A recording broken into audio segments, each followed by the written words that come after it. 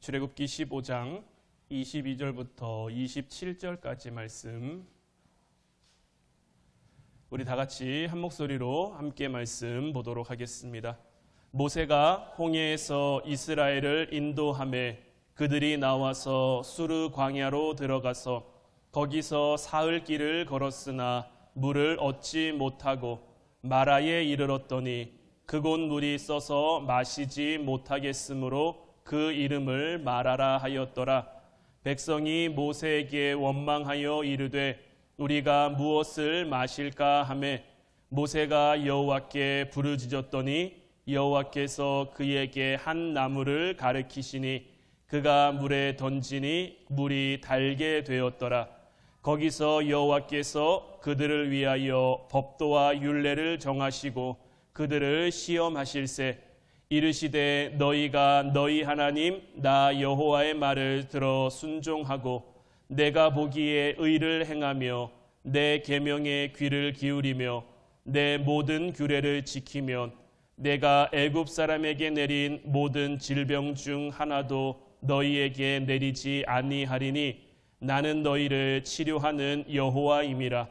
그들이 엘림에 이르니 거기에 물샘 열둘과 종려나무 70그루가 있는지라. 거기서 그들이 그 물 곁에 장막을 치니라. 아멘. 할렐루야. 오늘 이 시간에는 마라 뒤에 오는 엘림의 축복이라는 말씀 제목 가지고 우리가 함께 은혜 나눌 때에 하나님의 크신 역사하심이 사랑하는 우리 화원 성도들 모두에게 충만히 임하기를 주님의 이름으로 축원해 드립니다. 하나님께서는 출애굽한 이스라엘 백성들을 분명한 의도와 목적을 가지고 광야로 인도하셨죠. 그리고 그곳에서 그들의 현실이 어떠한지를 철저하게 깨닫게 하셨어요. 이에 대한 말씀을 우리가 지난 한 주간 동안 기도회를 통해서 충분히 나눴다고 생각을 합니다. 혹 못 들으신 분들은 교회 홈페이지나 유튜브에 올라와 있으니까 한 번쯤 들으시는 게 좋지 않을까라고 생각이 되고요. 오늘은 그에 이어서 그럼 하나님께서는 그 광야를 통해 하나님께서는 이 마라를 통해 이스라엘 백성들에게 무엇을 깨닫게 하시고자 하며 무엇을 주시고자 함이냐. 오늘 본문 25절 말씀을 다시 보면 모세가 여호와께 부르짖었더니 여호와께서 그에게 한 나무를 가르치시니 그가 물에 던지니 물이 달게 되었더라. 거기서 여호와께서 그들을 위하여 법도와 율례를 정하시고 그들을 시험하실세. 모든 것이 부족한 광야에서 그들은 날마다 자기가 얼마나 무기력한지를 느껴야 했죠. 애굽에 있을 때는 그래도 자기 힘으로 먹고 살 수 있었는데 자기 힘으로 먹을 것도 구할 수 있고 마실 물도 구할 수 있었는데 광야에 들어서면서부터는 이 모든 것들이 자기들의 힘으로 안 된단 말이죠. 하나님께서는 마라의 쓴물이 단물되는 그 현장에서 그들을 시험하셨다라고 했는데 물이라는 것은요, 우리가 삶을 살아감에 있어서 우리에게 없어서는 안 되는 것 가운데 하나입니다. 특별히 이 광야 같은 곳에서는 인간이 생존하려면 기본적으로 반드시 있어야 하는 것 가운데 하나인 거죠. 그런데 우리 인간들은 가장 이 기본적인 부분이 건드려졌을 때, 이 가장 기본적인 부분이 위협받게 됐을 때 우리가 가지고 있는 본래의 모습이 드러납니다. 우리가 이 땅을 살아가면서 때로는 가면을 쓰고 살아갑니다. 내 안에는 속상함이 있는데 안 그런 척, 내 안에는 분함이 있는데 안 그런 척, 내 안에 분노함이 있는데 안 그런 척, 이런 것들 우리는 참 많이 하면서 살아간단 말이에요. 그런데 이런 가면이 언제 벗겨지느냐? 나의 가장 기본적인 부분이 건드려졌을 때 이 가면이 벗겨지고, 이스라엘 백성도 마찬가지입니다.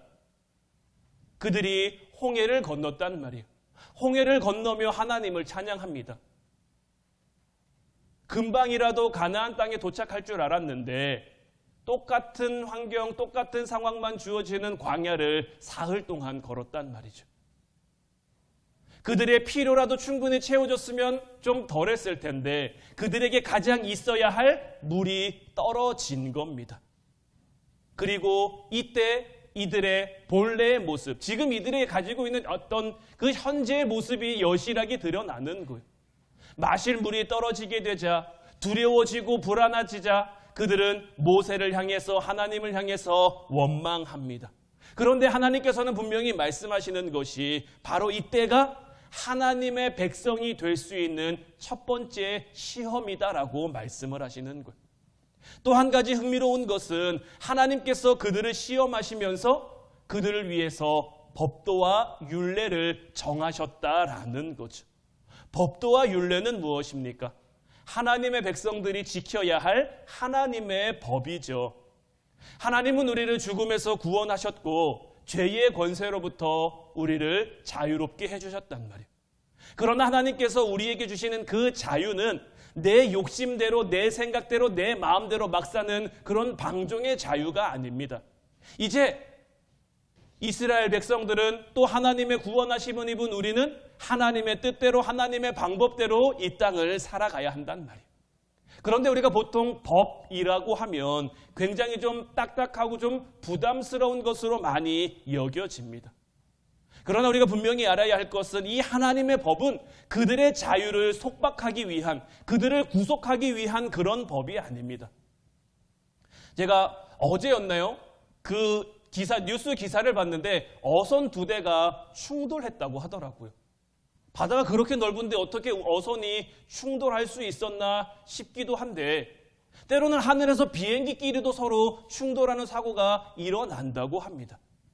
비행기가 굉장히 넓은 하늘을 자유롭게 날아가는 것 같지만 그 비행기가 그 하늘을 자유롭게 날기 위해서는 조종사, 그 비행기를 조종하는 조종사가 그 조종하는 방법대로 비행기를 몰아야 됩니다. 그 방법에서 벗어나면 그 방법과 다른 방법으로 비행기를 몰면 그 비행기는 제대로 날아갈 수가 없습니다.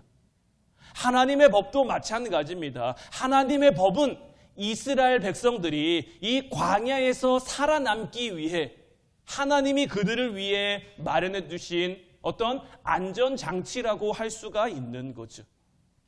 광야는 어딜 봐도 다 똑같습니다. 어딜 봐도 보이는 것은 황량한 뿐입니다. 그래서 이런 광야에서는 지도가 있는 것보다 나침반을 가지고 있는 게 훨씬 더 중요하다라고 해요. 이 광야 지역, 사막 지역에서 절대 하지 말아야 될 것은 뭐냐면 내 감을 믿고 방향을 정하는 거라고 합니다. 어딜 봐도 똑같은데 이쪽이 맞겠지? 앞만 나아가 봐야 그 안에서 우리는 헤맬 수밖에 없는 거죠. 그렇게 헤매다 보면 지쳐 쓰러질 수밖에 없는 거예요. 오직 변하지 않는 그 나침반을 손에 쥐고 그 나침반이 보여주는, 가리켜주는 그 방향을 따라가야 동쪽이든 남쪽이든 서쪽이든 북쪽이든 그 맞는 방향, 맞는 목적지를 향해 가야만 그 광야를 무사히 건널 수가 있는 거예요. 그리고 이 광야에서 이 이스라엘 백성들이 길을 잃지 않을 수 있는 그 나침반의 역할을 하는 것이 무엇이겠습니까? 바로 하나님께서 그들을 위해 정해주신 법도와 율례, 하나님께서 그들에게 주신 말씀인 거예요. 그래서 하나님께서는 이스라엘 백성들에게 이 하나님의 법도와 율례를 주시면서 동시에 그들에게 순종을 명령하고 있는 거예요. 26절 말씀 보면 이르시되 너희가 너희 하나님 나 여호와의 말을 들어 순종하고 내가 보기에 의를 행하며 내 계명에 귀를 기울이며 내 모든 규례를 지키면 내가 애굽 사람에게 내린 모든 질병 중 하나도 너희에게 내리지 아니하리니 나는 너희를 치료하는 여호와임이라. 여기서 중요한 것은 뭐냐면 나 여호와의 말을 들어 순종하라는 거예요. 여기서 말은 계속 주어지며 살아있는 하나님의 말씀, 하나님의 음성을 가리켜 말하는 거예요. 그러니까 하나님께서 이 말을 이스라엘 백성들에게 하신 이유는 내가 이제 항상 너희와 함께 있겠다라는 그 약속이신 거죠. 하나님은 오늘을 살아가는 우리와도 날마다 교제하기를 원합니다. 하나님은 우리와 항상 함께 하기를 원하세요. 그런데 우리가 화려한 애굽에 살아갈 때는 어떤 이 땅에 정착해 땅만 바라보며 살아갈 때는 우리의 삶이 너무 분주하고 우리의 삶이 너무 정신없으면 우리를 향해 말씀하시는 그 하나님의 음성을 들을 수가 없어요. 그래서 때로는 하나님이 우리에게 광야를 허락하시는 것은 우리로 하여금 하나님의 음성을 잘 듣고 그 하나님의 음성에 귀를 기울이게 하시는 거예요. 그러면 매일매일 변화무쌍한 이 광야와 같은 세상에서 우리는 잘 대처하며 잘 살아갈 수 있는 것. 이번 기도의 주제가 본향을 향하여죠. 우리가 본향을 향하여 잘 나아갈 수 있는 방법도 우리는 늘 영적 안테나를 잘 세워 하나님의 말씀을 잘 잡아야 되는 것. 요즘은 라디오를 듣는 일이 잘 없습니다만은 제가 어린 시절에도 라디오를 굉장히 좀 많이 들었었어요. 라디오는 어떻게 듣습니까? 내가 듣고자 하는 그 방송의 주파수를 잘 맞춰야 돼요.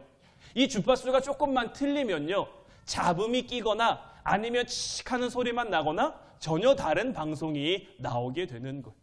하나님을 향해서도 우리가 이 주파수를 잘 맞춰서 잘 세워가야만 분명한 하나님의 음성을 들을 수가 있는 것. 다른 소리가 내 안을 다 채우고 있으면, 다른 소리가 내 삶을 다 채우고 있으면 우리는 결코 그 말씀을, 그 음성을 들을 수가 없는 거예요. 자, 이스라엘 백성들은 이렇게 지금 모세가 하나님 말씀에 순종해서 나뭇가지로 인해 마라의 쓴물이 단물되는 것을 경험했단 말이에요. 하나님께서는 이것을 통해 이스라엘 백성들에게 무엇을 보여주려고 할까요? 하나님께서는 왜 이 마라의 쓴물을 이스라엘 백성들을 향해 준비해 놓으시는 걸까요? 하나님의 이 마라의 쓴물 시험 앞에는 너희가 이제 보았느냐?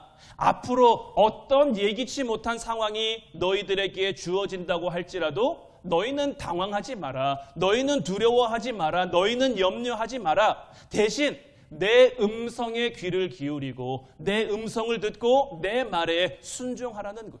그러면 너희가 지금 여기서 경험한 것 같은 이 마라의 쓴물이 단물로 변하는 기적을 체험할 거다라는 거죠. 그러면서 하나님이 주신 말씀이 뭡니까? 애굽 사람에게 내린 모든 질병 중 하나도 너희에게 내리지 아니하리니 나는 너희를 치료하는 여호와입니다. 하나님께서 마라의 쓴물이 달게 바뀌게 하신 것은 이 쓴물된 그 물을 치료하신 겁니다.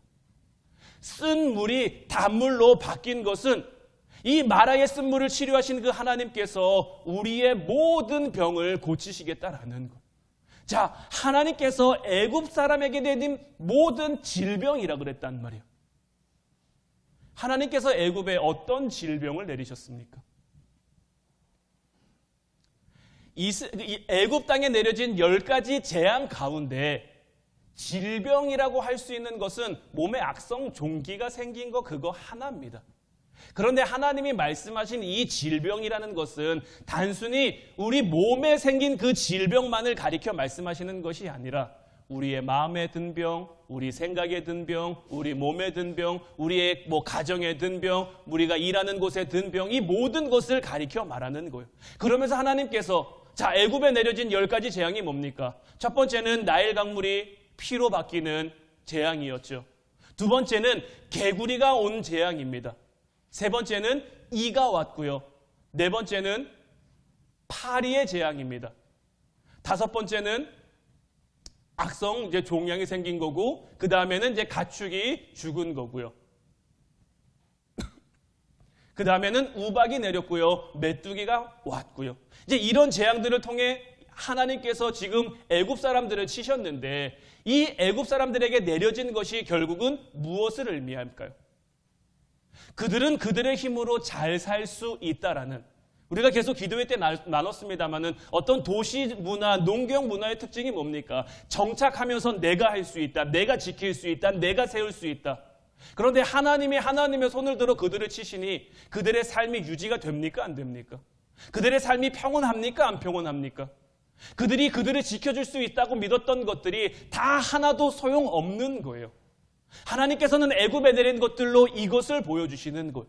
너희가 아무리 너희들의 도시를 짓고 너희들의 문화를 만들고 너희들의 것으로 너희를 세워가고 지켜가려고 하지만 결국 이 모든 것을 주관하는 것은 나 여호와라는 것을 애굽 사람들에게도 보여준 것이고 이스라엘에게도 보여준 것이고, 이제 이 마라의 쓴물이 단물되는 사건에서 이 모든 문제, 너희들을 혼란하게 할 수 있는, 너희들을 힘들게 할 수 있는, 너희들을 아프게 할 수 있는 어떤 우리의 병든 생각이나 병든 마음이나 우리가 하는 일들이 잘 안 되지 않고 가정에 생긴 문제나 어떤 관계의 문제나 이런 모든 것들을 하나님께서 치료해 가시겠다라고 말씀하시는 거예요. 앞으로도 광야 같은 일들은 계속될 겁니다.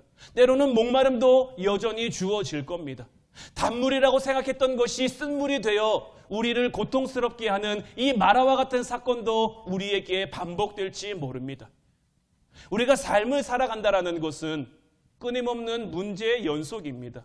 이 세상 가운데 안 힘든 사람이 어디 있습니까? 안 어려운 사람이 어디 있습니까? 누구나 다 힘들죠. 누구나 다 어렵죠. 누구나 다 괴롭죠. 하지만 하나님의 말씀을 듣고 그 음성에 귀를 기울이면 그 어떤 문제도 우리가 이겨낼 수 있는 그 은혜와 능력을 하나님 우리에게 주시겠다라는 것. 우리의 모든 병든 문제를 하나님이 치료해 가시겠다라는 것. 이를 향한 조건은 단 하나입니다. 우리 자신을 의지하지 말고 항상 하나님 앞에 모든 것을 맡기는 겁니다. 항상 하나님과 동행하며 하나님 말씀에 귀를 기울이며 하나님 뜻에 순종하면 하나님이 이 모든 것을 우리를 위해 하시겠다라는 거죠. 하나님 말씀에 진짜 순종해야 하나님 백성입니다. 하나님 말씀을 알고 있다고 하나님 백성이 아닙니다. 하나님 말씀을 많이 들었다고 하나님 백성이 아닙니다. 순종해야 하나님 백성인 거고요. 순종하는 하나님의 백성만이 하나님의 치료하심을 누릴 수가 있는 거예요. 하나님 말씀을 듣고도 순종하지 않으면, 하나님의 말씀을 듣고도 불순종하면 계속해서 이 쓴물 같은 세상 가운데 절망하고 있을 수밖에 없는 거예요. 여기서 또 한 가지 중요한 것은 뭐냐면, 하나님께서 하나님의 그 법도와 율례를 이스라엘 백성들에게 주신 그 타이밍입니다. 하나님께서는 그들이 애굽에 있을 때 너희가 이렇게 해야 된다, 이것이 너희를 향한 내 법도고 율례다, 이렇게 말씀하지 않으셨어요. 홍해를 건넌 직후 그들이 기쁨과 활력이 가득 차서 신나는 마음으로 하나님이 허락하신 그 길을 걸을 때도 하나님은 그들에게 이 법도와 율례를 주지 않으셨어요. 만약 그때 하나님이 이들에게 하나님의 명령, 하나님의 법도, 하나님의 율례를 주셨으면 어떨까요? 홍해를 건넌 그 기쁨으로, 그 흥분 상태에서 하나님이 이것이 너희를 향한 내 법도고 율례다라고 말씀을 주셨으면 어땠을까요? 그들이 막 신나서 하나님 일단 알겠고요. 일단 알겠는데요. 아마 한 귀로 듣고 한 귀로 흘렸을 수도 있어요. 그냥 귀뚱으로도 듣지 않았을 수도 있어요.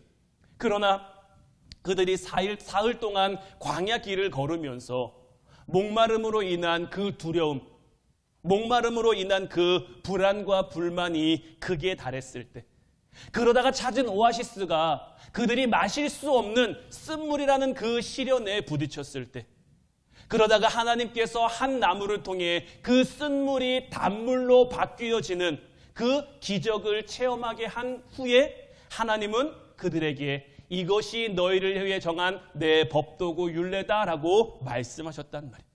바로 그 시점에 하나님께서는 그들을 향해 말씀하신 거예요. 참 때로는 인정하고 싶지 않지만 가장 확실한 배움의 동기는 고통이고 아픔입니다. 왜 우리 흔히 각인된다라는 이야기를 하죠.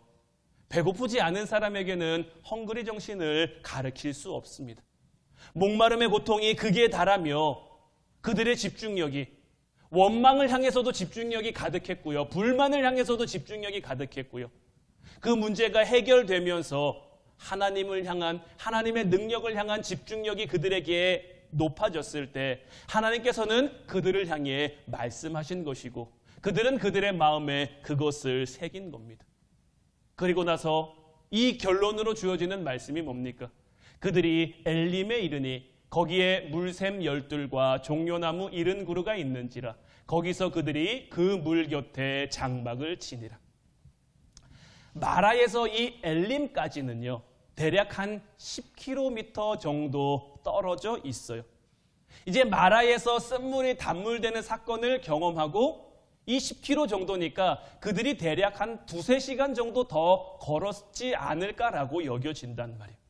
그렇게 해서 그들이 엘림에 도착하니까 이 엘림에 뭐가 있습니까? 물샘 12이 있고요. 종려나무 70그루가 있는 거예요. 이만큼 큰 오아시스가 그들을 향해 준비되어 있었던 거예요. 이 엘림은요, 골짜기 아래로 시냇물이 넘쳐 흐르는 곳이고요. 울창한 나무로 숲이 무성하고 비옥한 토지로 인해 여러 가지 과일 나무들이 자라고 있었던 거예요. 이곳의 물은 시원하고 달고 풍성해서 200만 이스라엘 백성들이 충분히 안식할 만한 그런 곳이었어요. 그리고 여러분들, 물샘 12, 종려나무 70, 이 숫자가 또 뭔가를 의미하는 것 같지 않습니까? 12 하면 여러분들 뭐가 생각나십니까? 이스라엘의 12지파.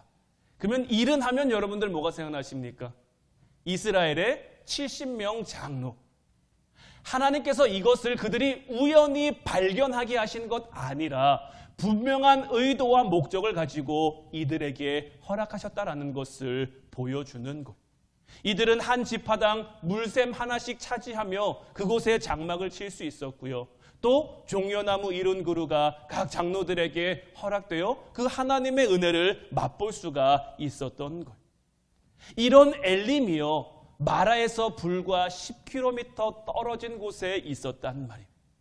그런데 우리도 우리의 삶을 살아가다 보면요, 자꾸 엘림은 안 보입니다. 엘림은 보이지 않고 마라의 쓴물만 보여지는 거예요. 불신앙은 근시안적입니다. 당장의 고통, 당장의 힘듦, 당장의 아픔만 보입니다. 그러다 보니까 입에서는 원망과 불평의 말밖에 나올 수가 없는 거예요.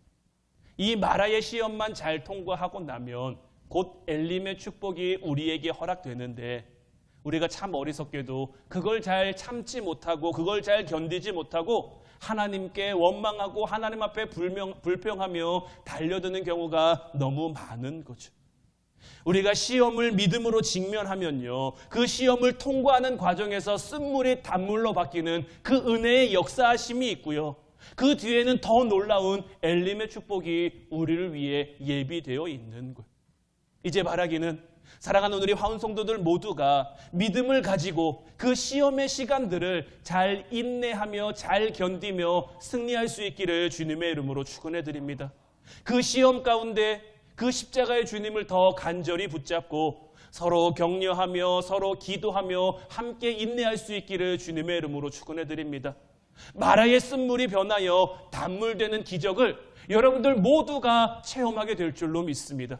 그리고 조금 더 있으면 하나님이 주시는 그 풍성함의 상징인 엘림의 축복이 여러분들 한 사람 한 사람 위에 다 충만히 내려질 줄로 믿습니다. 이제 다음 주는 추수감사주일입니다. 하나님께서 우리에게 풍성한 결실을 약속한 절기입니다. 지난 여러분들의 한 해를 돌아보면 여러분들의 삶 가운데 여러분들의 삶은 무엇으로 채워져 있었습니까? 여러분들의 삶은 무엇으로 가득해 있었습니까? 제가 바라기는 여러분들의 지난 한 해의 삶이 하나님을 향한 믿음과 사랑과 소망과 충성과 기도와 말씀, 이런 걸로 채워져 있었으면 좋겠는데, 돌아본 우리의 삶 가운데 내 생각, 내 마음, 세상의 소리, 세상의 것을 욕심내는 그러한 모습들로 많이 채워져 있었다면 이제 우리가 어떻게 해야겠습니까? 잠시라도 우리의 것들 다 내려놓고 지금 우리 특별 기도의 기간을 지금 보내고 있잖아요. 사실 얼마나 좋은 기회입니까? 우리가 평상시에도 기도해야 되죠. 기도해야 되지만 이 기도의 앞에 특별이라는 거 붙였잖아요. 특별이라는 건요, 특별한 하나님의 그 은혜를 우리가 기대하고 소망하며 하는 거잖아요. 우리가 이렇게 함께 기도할 때 하나님은 우리의 기도를 허투루 들으시는 분이 아니에요. 믿음이라는 것이 내가 갖고 싶다고 해서 가져지는 것은 아니죠. 저도 제가 정말 하나님을 믿게 됐다라고 고백할 수 있는 그 순간은 제가 8살 때인 것 같아요. 여러분들 다 아시는 대로 전 목사님 아들이었단 말이에요. 어려서부터 교회 다녔단 말이에요. 그런데 하나님 말씀은요, 누구보다도 잘 알았던 것 같기도 해요. 교회에서 성경 퀴즈 대하면 저 1등입니다. 다 알아요. 다 아는데도 그 아는 게 내 믿음은 아닙니다. 내가 안다고 해서 믿어지는 게 아니에요. 저한테 성경 말씀은요, 그냥 우리 아이들 있는 다른 동화책이랑 다를 바가 없었던 거예요. 그냥 좀 믿어지지 않는 얘기지만 동화니까. 좀 안 믿겨지는 그런 얘기지만 동화니까 내가 받아들일 수 있는 거예요. 그냥 어려서부터 많이 들었던 이야기니까 그냥 거리낌 없이 받아들일 수 있었던 거예요. 그런데요, 제가 물론 그 전에도 성령을 체험하는 것도 있었고 하나님 앞에 내가 목회를 하겠습니다 뭐 이렇게 다짐하는 그런 시간들도 있었지만, 내가 정말 28살에 내가 이제 목회자가 되겠다라고 다짐하면서 하나님 앞에 기도하면서 하나님이 주신 그 말씀들을 보는데요, 그 전까지 믿어지지 않던 것들이 온전히 믿어지는 거예요. 여러분들에게도 이런 경험들이 다 있으실 거라고 저는 생각을 합니다. 왜냐하면 믿어줘야 믿는 거니까요. 홍해가 갈라졌는데 믿어줘야 믿는 거지 그냥 어떻게 믿습니까? 하나님이 믿음 주시니까 믿는 거잖아요. 이스라엘 백성들도 마찬가지입니다. 하나님께서 인도하시겠다고 했는데, 내가 너희들에게 약속의 땅을 주겠다고 했는데 믿어줘야 믿는 거지 어떻게 그냥 믿습니까? 그것이 잘 안 믿어지니까 지금 3일 이들이 길을 오는 동안 불안하잖아요. 두렵잖아요. 확실하게 믿었으면, 내가 조금만 더 가면 엘림이 있다는 것을 그들이 확실하게 믿었다면 그들이 불안해했을까요? 그들이 두려웠을까요? 이까짓 거 조금만 더 참으면 되는데, 이런 마음 갖고 힘내 찬양하며 그 길을 걸었습니다. 마귀가 그들을 유혹하며 와도 마귀들과 싸울지라 이 찬양 부르면서 힘차게 전진했겠죠. 그런데 안 믿어지니까 원망의 말이 나오고 불평의 말이 나온 거잖아요.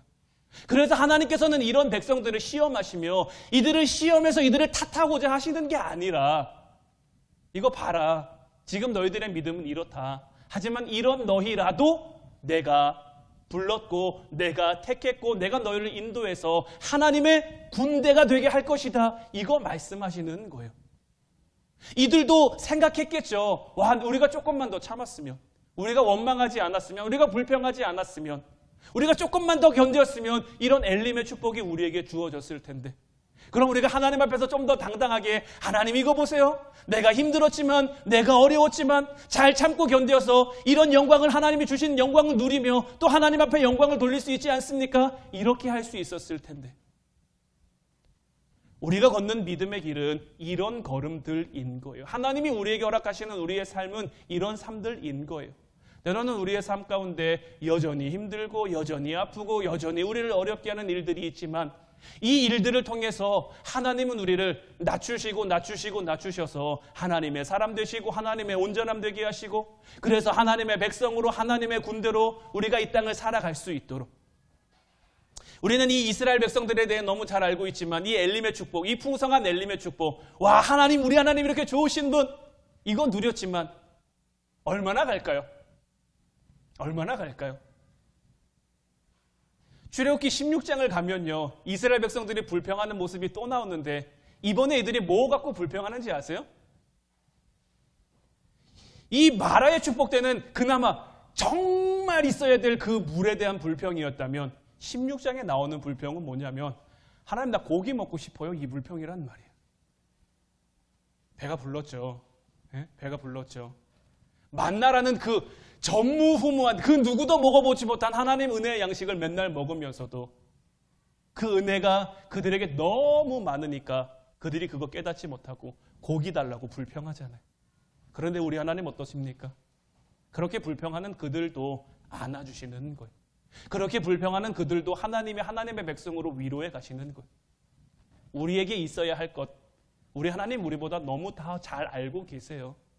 그리고 그거 우리에게 주시기를 하나님 우리에게 아끼시는 분 아닙니다. 우리 하나님 그렇게 인색하신 분 아니에요. 다만 오늘 말씀 26절에도 우리 하나님께서는 분명히 말씀하고 계시지만, 너희가 너희 하나님 나 여호와의 말을 들어 순종하고 내가 보기에 의를 행하며 내가 보기에가 중요한 겁니다. 내 생각에 이렇게 하는 게, 내 생각에는 이렇게 가는 게, 내 생각에는 이런 일들을 하는 게 하나님의 뜻, 하나님의 마음, 하나님의 일을 이루는 거라고 생각될 수 있지만 이게 중요한 게 아닙니다. 하나님 보시기에 의를 행하는 게 중요한 겁니다. 우리는 이 땅 가운데 늘 이 마음 가지고 살아야 되는 거예요. 하나님 보시기에 의를 행하며 하나님 말씀에 하나님 계명에 귀를 기울이며 그 모든 규례를 지키면 우리 하나님이 우리의 삶을 치료해 가시겠다라는 거예요. 하나님이 우리의 삶을 회복해 가시겠다라는 거예요. 여러 가지 문제로 아파하고 있는 가정, 여러 가지 문제로 어려워하고 있는 그 개인들의 모든 아픔과 눈물과 상처와 그 모든 것들을 하나님이 위로하시며 하나님이 싸매시며 하나님이 고쳐가시겠다라는 거예요. 왜요? 우리 하나님은 우리를 치료하시는 그 하나님이시니까요. 이제 이 하나님의 은혜, 하나님의 함께하심을 온전히 믿을 수 있는 여러분들 되시기를 주님의 이름으로 축원해 드립니다. 말씀드린 것처럼 다음 주 추수감사주일인데 우리 하나님 이 절기를 통해서 분명히 주신 약속들이 있는 줄로 믿어요. 여러분들 한 사람 한 사람에게, 또한 여러분들의 가정에게, 또한 우리 교회에 하나님이 주신 그 약속들이 있을 텐데 이제 믿음으로 결실할 수 있는 저와 여러분들 되시기를 주님의 이름으로 축원해 드립니다. 그때에 주님 보십시오. 주님 나에게 이런 것들을 내게 맡겨주셨는데 내가 이것 가지고 이런 것들을 결실할 수 있었습니다. 주님께 영광 돌리며 주님 주시는 그 풍성함의 기쁨을 함께 누리는 저와 여러분들 될 수 있기를 주님의 이름으로 축원해 드립니다. 기도하겠습니다.